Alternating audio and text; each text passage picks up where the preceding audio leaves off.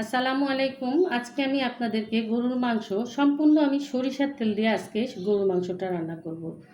আমি এখানে সরিষার তেলই ব্যবহার করব। আমি এখানে প্রথমে 1.5 চামচ আদা বাটা, 1.5 চামচ রসুন বাটা, আর এখানে আমার সব ধরনের গরম মশলা আছে। আমি এগুলো দিয়ে 1 চামচ লবণ, আমি এটা স্বাদ মতো অনুযায়ী পরে আবার দেব। 1 চামচ হলুদের গুঁড়া, 2 চামচ মরিচের গুঁড়া, ঝাল যে যেরকম পারেন সেরকম দিবেন। আমার সাহেব একটু বেশি খায়, আমি এখানে 3 চামচ দিচ্ছি। 1 চামচ, 2 চামচ আমি ধনিয়া জিরার গুঁড়া দিলাম। সরিষার তেল দিয়েই রান্না করব সম্পূর্ণ রান্নাটা, তাই আমি সরিষার তেলটা দিয়ে দিলাম। এখানে আমি কিছু গোটা রসুন নিয়েছি আর কিছু গোটা কাঁচামরিচ নিয়েছি। আমি আপনাদেরকে একটা কথা বলবো, পেঁয়াজ আমি এখন দেব না, পেঁয়াজটা আমি ঠিক কষানো শেষ মুহূর্তে পেঁয়াজটা দেব। পেঁয়াজটা যদি এখন দেয়া হয় অনেক সময় গরুর মাংসটা টক টক খেতে লাগে।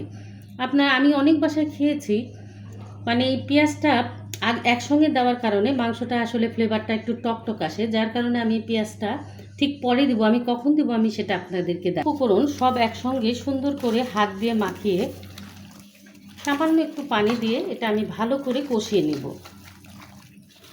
আমি এখানে সামান্য একটু পানি দিব এটা কষানোর জন্য। এখন চুলাটা অন করলাম, আমি এখানে মিডিয়াম টু লো হিটেই দিচ্ছি। এটা কষানো পর্যন্ত অপেক্ষা করব। দেখুন আমার 50% গোস্ত কষানো হয়ে গেছে। আমি এই পর্যায়ে এসে আমি যে পেঁয়াজটা ওই যে বলছিলাম এটা আমার টপ সিক্রেট, আমি এই মুহূর্তে যে পেঁয়াজগুলো দিয়ে দিব। এতে করে আপনি অরিজিনাল গরুর মাংসের ফ্লেভারটা পাবেন আশা করি। অবশ্যই এরকম করে দিয়ে রান্না করে একবার খেয়ে দেখুন।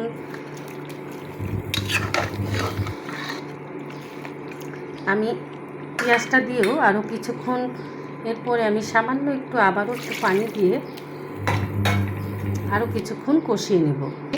টেস্ট ব্যালেন্সের জন্য আমি সামান্য একটু ঘি দিচ্ছি, 1 ফালি লেবু দিব। ব্যালেন্স করার জন্য আমি এখানে সামান্য একটু চিনি দিব। দেখুন আমি পেঁয়াজটা পরে দেওয়ার পরেও মোটামুটি পেঁয়াজটা দেখুন এ পর্যায়ে আছে। আর এটাই ছিল আমার সিক্রেট রেসিপি। এটা আমি ঢাকার আইনাল বাবুর্চির কাছ থেকে অবশ্য শিখেছি। ওখানে প্রতিদিন 2টা করে গরু ভুনা শেষ হয়ে যায়, সিরিয়াল দিয়ে দাঁড়ায় থাকতে হয় কখন গরুর মাংস ভুনা খাবো। যেহেতু এটা আমি ভুনা, আসলে আমার সাহেব প্রচণ্ড আলু পছন্দ করে, তাই আমি আগে থেকে একটু আলুটা ভেজে রেখেছি। এই আলুটাও একটু দিয়ে কষিয়ে নিব, নিয়ে আমি সামান্য একটু ঝোল দিয়ে আলুটা দিয়েও আমি কিছুক্ষণ কষাবো। আমার আলু দিয়ে মাংসটা কষানো হয়ে গেছে। এই পর্যায়ে এসে আমি আপনাদের পছন্দ মতো ঝোল দিবেন, কে কেমন খায়। আমি এই পরিমাণে ঝোল দিচ্ছি যেটা আলুটা সিদ্ধ হওয়া পর্যন্ত।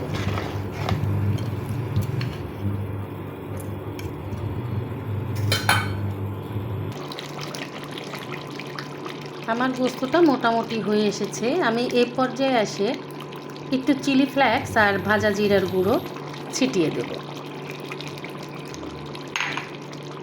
হালকা হাতে একটু নাড়াচাড়া করে আমি রান্নাটা শেষ করব। আমি আপনাদের ফাইনাল লুকটা দেখাচ্ছি। আমি রান্না কমপ্লিট করে ফেলেছি। এই ছিল আজকের আমার গরুর মাংস রান্না।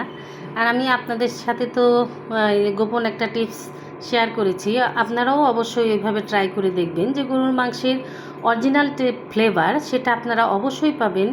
আর আপনাদের আইনালের হোটেল বাবুর্চির, ঢাকার আইনালের বাবুর্চি যে 2টা গরুর গোস্ত শেষ হয়ে যায়, ওরকম খেতে আপনাদের ঘরেই খেয়ে যাবেন, আর বাইরে যেতে হবে না। অবশ্যই আপনারা ট্রাই করবেন। আল্লাহ হাফেজ।